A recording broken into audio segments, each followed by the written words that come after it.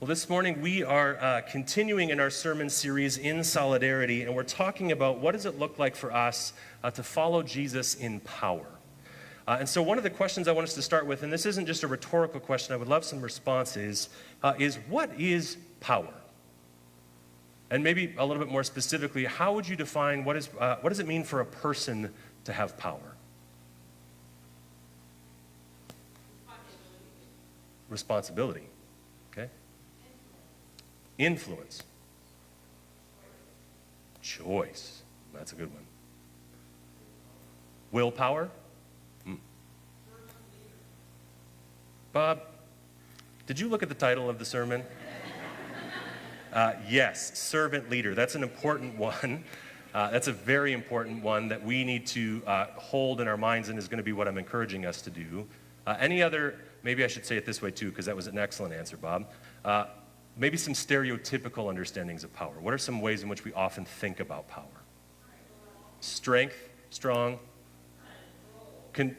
control. That's a big one. What was some other ones? Courage, fear. Man, y'all just preaching this morning. What was another one? I heard one more on this side. Confidence. I think what's interesting is these images we often have of power have a lot to do with that really important word that Linda talked about, which is control.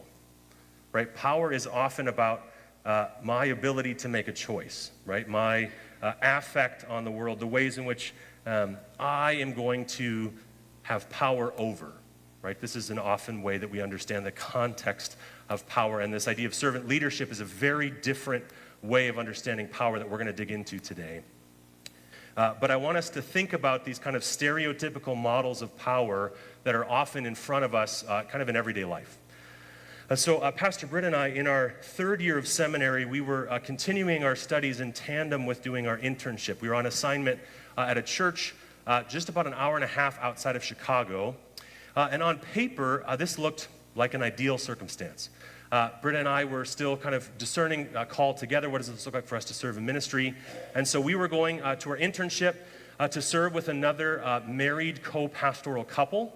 And so this is awesome. We're going to have a chance to learn from these people. It was in a small town, but that was like a lake town. And so we were like a 3-minute walk from Lake Michigan. So most days we got to see the water. We got to be in the water in the warmer months.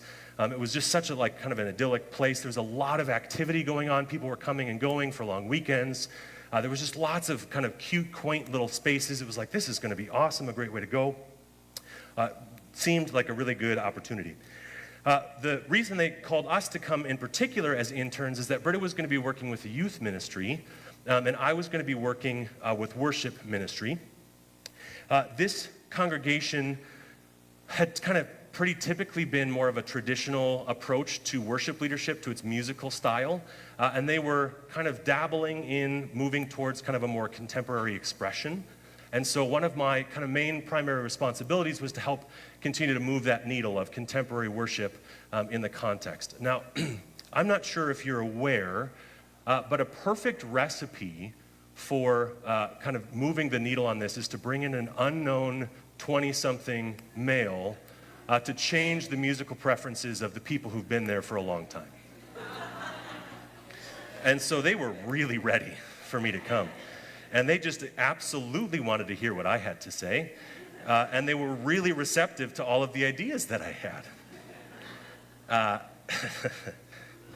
Some of you may be familiar with these kinds of conversations and these kinds of conversations in the context of the church with traditional and contemporary. And so this was a complicated place. It was a complicated thing for us. It, on paper, looked great, but was a little bit difficult.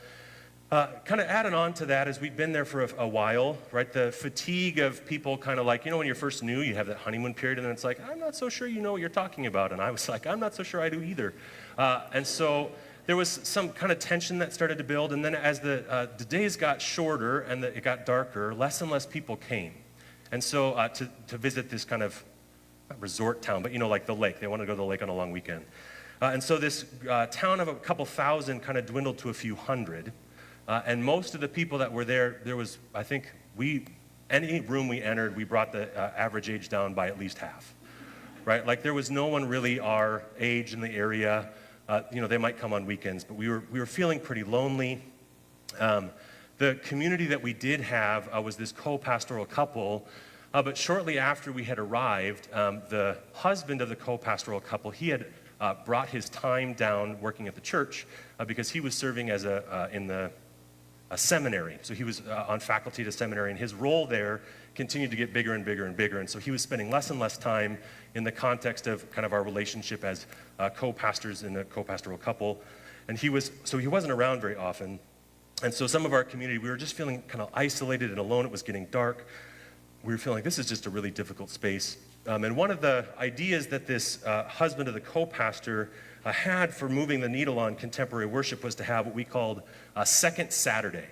And so the second Saturday of every month, we had this like worship night where we would do kind of all contemporary music, and we kind of have different spaces for people to reflect. And so as it started, there was some curiosity of like, what's this going to look like and how's this going to go? But as time went on, less and less people started to attend because it wasn't really necessarily the language of the heart language of the community, right? It wasn't exactly what they wanted to do. And so because this husband of this co-pastor had less time at working with us, it happened that somewhere around January or February, it was the first second Saturday that he got to come to. So he had kind of had this idea, but he'd been having a lot of different other responsibilities as a job. And so this is the first kind of time he came to our second Saturday. And Britt and I were feeling the fatigue. We were already really tired.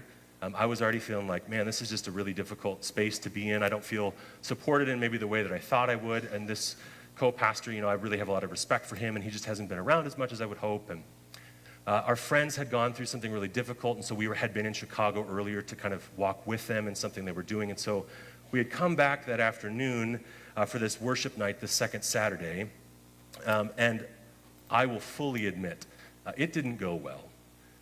Partway through, I think I forgot how one of the songs went, and so I had to stop and recenter. On a guitar, I put the thing so I was in the wrong key. It was just like a train wreck. It was not going well. And so this was just kind of descriptive of how Britta and I were feeling in this context of where we were. And we went out to dinner following this second Saturday service with the co-pastors to kind of talk about things and to hear. And it didn't take very long for this co-pastor to let me know how poorly things had gone. And he continued to do so for the next hour and a half, pretty unrelenting in letting me know how things just did not go the way that they should have. And this was a difficult space for me because I hold this person in very high regard, and we were already feeling pretty depleted. We were already feeling pretty beat up and isolated and alone, and it just kind of piled on, right? It just felt like, man, I just keep feeling more and more isolated. I keep feeling more and more alone. I don't know if I can keep doing this. And I tell you this story not to villainize this person, but I need to confess I have villainized this person before. When we're hurt or we're experiencing pain, it's really difficult to be in an experience like this where we are finding ourselves kind of continuing to be beat up. And so that makes sense. It makes sense that we would be feeling those ways. And so I have needed to do some work of repair and reconciliation. But the reason that I tell this story is because I think it describes a model of power that we often operate with in leadership, right? That people who are in leadership it's their responsibility to let you know what's going wrong. It's their responsibility to exercise their power. He expressed that this was his job, was to let me know how things weren't going well, right? And so these models of leadership that have power in this vacuum where when you kind of make it to a certain level, that this is just to be expected, it excuses a lot of ways in which power, I think, was never intended. Power becomes something that drives home distance. You see, the thing that was kind of the most painful about this experience is this is a person I really respected. And over the course of this conversation, I felt the distance between he and I growing and growing and growing. And there was this chasm that existed, right? The power dynamic pushed us away from one another. I felt like I was so far gone that a relationship with him long term felt impossible, right? And power drove us away from one another. And there's a thing about, I think, that I think power, these models of power are skewed for us.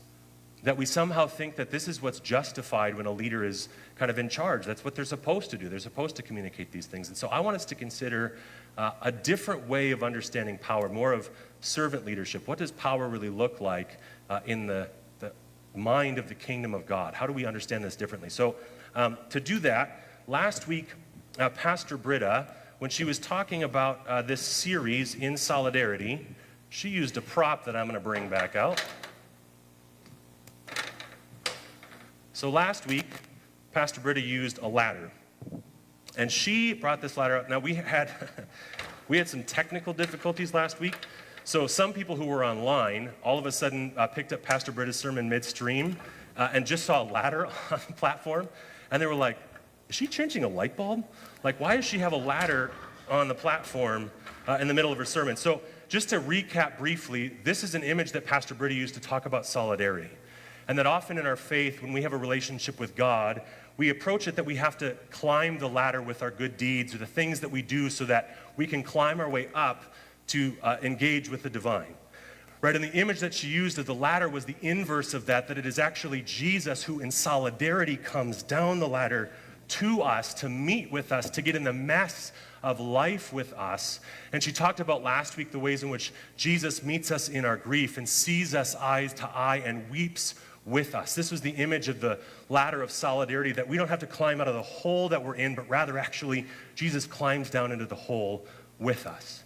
And so this morning, because I just wanted to turn with the ladder, I wanted to use this as a model for us, a metaphor for how we understand power. And often I think what happens is our models of leadership that we see in the world have power that as we get closer to the top, we have more power. And we keep getting more power and more power and more influence. And so we all of a sudden start to think that this is the spot of what power is supposed to be. I have made it to the top. I promise I'm safe up here. I won't fall. If I do, I have 911 on speed dial. Al, you know what to do. I'm going to do my best to stay steady up here. Pastor Britta has left the room, by the way, just to acknowledge that she doesn't want to be in here while this happens. But this is the model of power we have, right? That the person, I deserve to be up here. I've put in the work. I get to be at the top. And now I get to look down on all of you and tell all of you what to do. But how far apart are we? Do you see the significant distance that exists when we allow power to drive us to the top and we sit up on our ideal throne and we look down on our royal subjects and just tell all of you what to do? This is the model of power that we often have associated with leadership. And it creates significant distance between people. And it becomes very isolating, both for the person who's up here and the person who's down there, the person who's being oppressed. And the model that we have of Jesus is a radical inversion of this metaphor. Jesus, who on a scale from 1 to 10 has infinite power, right? All powerful, the creator of everything to begin with, anybody who has any semblance of having the ability to be at the very top is Jesus himself, right? The one with all the power who should be on the top does not rule on his lowly human peons from an ivory tower. The model of leadership that Jesus has, the way of Jesus is the one who is God come down the ladder, and not even just come down the ladder, but would stoop low to wash the feet of his disciples. This is the model of power and of leadership that Jesus puts before us. Let me say that again. To wash the feet, which is a lowly, dirty job, of his disciples. The people who follow him are who he is washing their feet. They're not washing his feet. He is washing their feet. This is the model of power and leadership that Jesus holds before us. Of servant leadership, of bending low, who anybody that would have any claim to be at the top there is found here looking up at his disciples as he washes their feet. You see, from a worldly perspective, power drives us to the top, and in so doing, it drives us away from one another. And we find ourselves in solitary places, right? It's lonely at the top and isolation and solitary of the people who are oppressed at the bottom. But in the way of the kingdom, the way of Jesus is an inversion of this, and power draws us together. Power draws people into solidarity, out of isolation, out of solitary, into solidarity. This is what it means for us to follow Jesus in power. Not to lord things over people from the top, but to stoop down low and to see one another and to see the burdens that we are bearing and to leverage that power to create space that all of us might be in solidarity together. And so this is the image I want us to hold as we read this passage continuing in the end of the book of John. John's gospel is the fourth of the gospels in the New Testament, and it really gives us a picture, a metaphor for how we are to understand the work and ministry of Jesus. And so the last, basically half of the book is all about Jesus' journey to crucifixion, resurrection, and new life. And so I want to invite you to read this story with me. This comes from John 13. If you have a Bible, I want to encourage you to take it out. There's Bibles in the pew in front of you. The words will be on the screen. You might have the Bible on your phone, so I encourage you to take it out as well. Or you can just listen, however you best engage. But I want you to hear these words from John 13, verses 1 to 17. John 13, 1 to 17. It was just before the Passover festival. Jesus knew that the hour had come for him to leave this world and go to the Father. Having loved his own who were in the world, he loved them to the end. Literally, he loved them to the uttermost. The evening meal was in progress, and the devil had already prompted Judas, the son of Simon Iscariot, to betray Jesus. Jesus knew that the Father had put all things under his power, and that he had come from God and was returning to God. So he got up from the meal, took off his outer clothing, and wrapped a towel around his waist. After that, he poured water into a basin and began to wash his disciples' feet, drying them with the towel that was wrapped around him. He came to Simon Peter, who said to him, "Lord, are you going to wash my feet?" Jesus replied, "You do not realize now what I am doing, but later you will understand." "No," said Peter, "you shall never wash my feet." Jesus answered, "Unless I wash you, you have no part with me." "Then, Lord," Simon Peter replied, "not just my feet, but my hands and my head as well." Jesus answered, "Those who have had a bath need only to wash their feet. Their whole body is clean, and you are clean, though not every one of you." For he knew who was going to betray him, and that is why he said not everyone was clean. When he had finished washing their feet, he put on his clothes and returned to his place. "Do you understand what I have done for you?" he asked them. "You call me teacher and Lord, and rightly so, for that is what I am. Now that I, your Lord and teacher, have washed your feet, you also should wash one another's feet. I have set you an example, that you should do as I have done for you. Very truly I tell you, no servant is greater than his master, nor is a messenger greater than the one who sent him. Now that you know these things, you will be blessed if you do them." The word of God for the people of God. Thanks be to God. The image that Jesus holds up for us, the model of leadership, the model of power, stands in stark contrast to the ways of the world. The ways in which Jesus stoops low to wash his disciples' feet, this image, this metaphor, this reality stands in stark contrast to the way that we experience power in the world, the way that we experience leadership in the world. People who are often at the top, who lord things over and create distance, when Jesus seeks to close that distance, to bring people together in his power. This is the model that we are given in Jesus stooping low to wash his disciples' feet. One of the things that's so powerful about this image is that we hear that Jesus knows that the hour has now come for him to leave this world and go to the Father.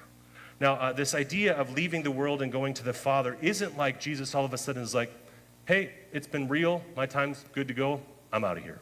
And he just scrams, right? This isn't at all what is really being talked about. This is a signal for us to tell us that this right here, the foot washing, is a trigger for a series of events that leads to Jesus returning to the Father. Theologian N.T. Wright, he talks about this idea of the foot washing as this triggering event, as the ladder, the ladder, literally right here, for your visual people, a ladder that connects this world to the Father's world. And the rungs on this ladder begin very importantly, and we'll talk about this in just a second, with the image of Jesus stooping low in power to wash his disciples' feet. It moves to Jesus' betrayal, Jesus' arrest. Jesus is then tried, and Jesus is crucified. Jesus dies and is buried, defeating death and the sting of sin. Jesus then ascends from death, is resurrected. Jesus appears to his disciples, and then he ascends to the Father.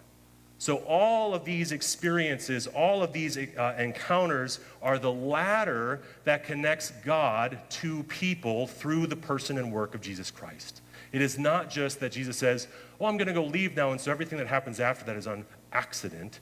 It's the purposeful connection of our world to the Father's world. This is the kingdom come and back ascending to the Father to keep us in connection and relationship to one another. Do you see how these events, the trajectory of what Jesus is starting here, is a ladder that connects humanity with God?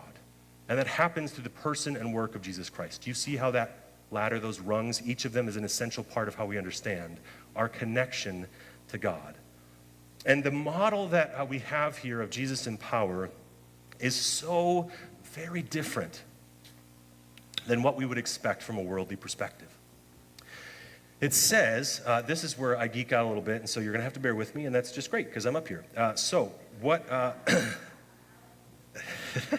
the power. I will seek to use my power not to create distance, but to bring us closer together. That's my goal here. Okay? Lord, in your mercy, hear my prayer. Jesus knew that the Father had put all things under his power. And what's so interesting about this phrase, where I geek out, is it actually doesn't ever use the word power in this phrase, in this sentence. It actually says, Jesus knew that the Father had put all things into his hands. But isn't it so interesting that the language we use in an English translation instead says, Jesus knew that all things had been put under his power? Do you see the very different way we understand power in the context of perhaps a Western translation, an English translation of the Scriptures? That Jesus has things under his power. All the things are under his power. And that imagery of pushing things, that there's this idea of kind of driving things down, right? That there's a distance that's created. But the actual language that John uses there is that Jesus knew that all things were placed into his hands. Look at the difference of posture of those things. There's a stewardship, there's a attending to, there's a deep care that is then mirrored in what Jesus does in washing his disciples' feet. He doesn't lord this thing over them and say, hey, all of you disciples, come and wash my feet because I'm worthy, because I'm at the top of the ladder. No, he holds all of these things in his hands, and in his hands he takes his disciples' feet and washes the dirt from between their toes. This is the image of power that Jesus puts in front of us that stands in stark contrast to the power of the world. And the other part that I geek out about this in this phrase is it says all things, which leaves no margin or room for anything else. This is all the stuff. Like everything that has ever existed, has existed in the past, exists now, and will exist in the future, extending in infinite directions and infinite directions. All the things, right? All of the things have been placed into the hands of Jesus by the Father. So there is no other more powerful thing or more powerful person or more powerful place. All of the stuff is in the hands of Jesus. This is the all-powerful creator of all things here in front of his disciples. This is all power. There is nothing else, no one else who comes anywhere close to what Jesus is holding. And then we have this fun little phrase that it says, so Jesus knew that the Father had put all things not under his power, but into his hands, and that he had come from God and was returning to God, so he got up from the meal.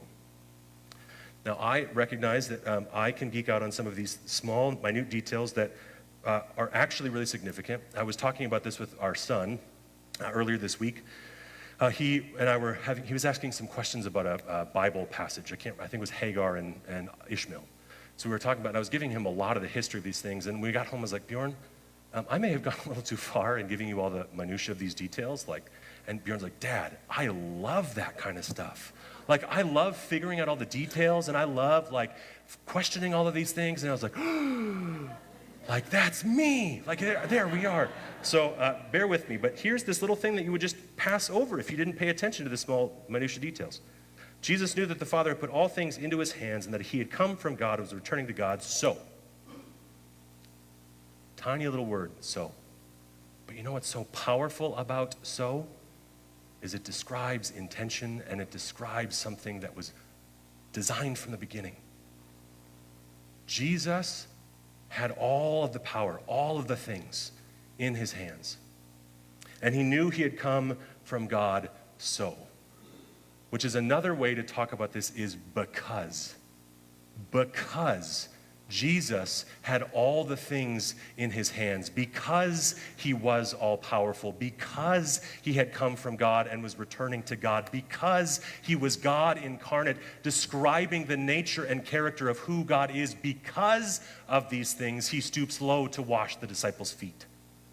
This is so significant because it is the trajectory that sets up this ladder that connects the all-powerful, almighty God who does not sit up on an ivory tower removed from us, but gets down close in solidarity with us. It is because Jesus holds all things in his hands that he stoops low. This describes the nature and character of who God is. And when we read this passage, I think it's very tempting for us to think, oh, this is a call for us to be in good Christian service, which is true. Right? It is true for us to be serving one another in Christian diligence and that we are to call into this Christian service. But here's the thing that's, to me, just so mind-boggling about this passage, is what happens as we often read this passage when Jesus washes his disciples' feet. It's like, oh, that's nice. Right? That's a nice gesture of Jesus, the all-powerful, to kind of stoop low and wash his disciples' feet. But this is not just a nice act of Christian service. This is not the all-powerful just performing an act of Christian service. This is what power was destined to do. This is not just an act of service of the all-powerful. This is what power was destined to do from the beginning. Power was destined to lower the mountains and fill the valleys and make straight the path to God. That power was destined to bring up the lowly and the oppressed, to care for the foreigner and the widow and the orphan. Power was destined to bring people into relationship with God and with one another. This is what power was destined to do from the beginning. So, Jesus, who holds all the things in power in his hands, stoops low to model for us. This is what power is designed to do. Power is not to be lorded over from the top of the ladder, but rather to come down the ladder and to stoop low and to wash people's feet. This is the image that we are to hold in our minds as to what power is supposed to create. It is connection to draw us closer, not to create distance and push us further away from one another. This is what power is for. It is to draw us into solidarity, to see the eyes of the oppressed and to call them to be in relationship with us so that we can see eye to eye and wash their feet, and that we could then together experience the goodness of the kingdom of God, which is a radical inversion. It's like flipping the ladder upside down, which in practice I almost tried to do and realized that's quite precarious. And isn't that true? To hold that view is a quite precarious position to put ourselves in. It is quite precarious for us to think that the power would be inverted, and that instead of trying to reach the top and lord things over, that we would actually serve people. And that's what power is designed for, is to uplift the lowly and the oppressed. That's a precarious worldview, and that's the one that Jesus models for us. And thank goodness for Peter. Thank God for Peter. Peter says, no. You can't wash my feet. What are you thinking? That's not how this works. You're the all-powerful. God has put everything into your hands. You can't wash my feet. And if that is not the human perspective, right, we have such a hard time thinking that salvation could come from the lowly. We have such a hard time thinking that God could be found in the form of a servant, not some kingly ruler on his throne coming on the white stallion to destroy all the people in his path, but rather who would come and stoop down low to wash our feet. This is the perspective that God brings, that Jesus is incarnate doing right there in front of Peter, and Peter just says, you can't do that. And then Jesus says, oh, Peter, don't you know? You don't. You don't know. You don't know what I'm doing for you yet. In doing this act, I'm radically shifting your worldview. I'm radically changing the trajectory of your life. And so then Peter says, well, just cleanse me all. Just do all the things. And then Jesus says, I so appreciate your enthusiasm, Peter, but you're getting it wrong again. This isn't what I want you to do. I'm modeling for you a new way of living in the world. I need to serve you in this way because the only way to connect to God is through Jesus, is through the death, the resurrection, and the new life that Jesus offers and brings. And I am going to be the way in which you understand the goodness of that new life. I'm stooping low to show you and model for you power. And Jesus literally says to the disciples, it says, do you know what I've done for you? He actually says, do you know what I've done to you? Right? This is transformational. It makes our worldview precarious with the ladder flipped on its head. And Jesus then says, I want to make sure I read this because there's multiple ways to translate it. He says, you call me teacher and Lord, and rightly so, for that is what I am. Now I, your Lord and teacher, who does not lord his lordship, but rather washes your feet, you should also wash one another's feet. I have set for you an example. And the word that's used there for example is a pattern. It's an image. Jesus has given the disciples and us kind of through osmosis, through hearing these words as we read them this morning, that Jesus has given us a picture of what this looks like. And so we then have a model to follow of how we are to follow Jesus in power. That it is not power that drives us apart from one another and creates distance because we're lording things over people, but rather power that draws us together in solidarity. This is the model that Jesus holds up for us. Now, I have a confession. I'm a very terrible drawer. People have a hard time depicting my stick figures, right? So this is the kind of I'm really bad at drawing. My kids are great, which is just, I'm so proud of you. You're doing great work. I'm really jealous, but you're doing great work. So I'm not great at drawing. And when I discovered that semi-translucent tracing paper, game changer.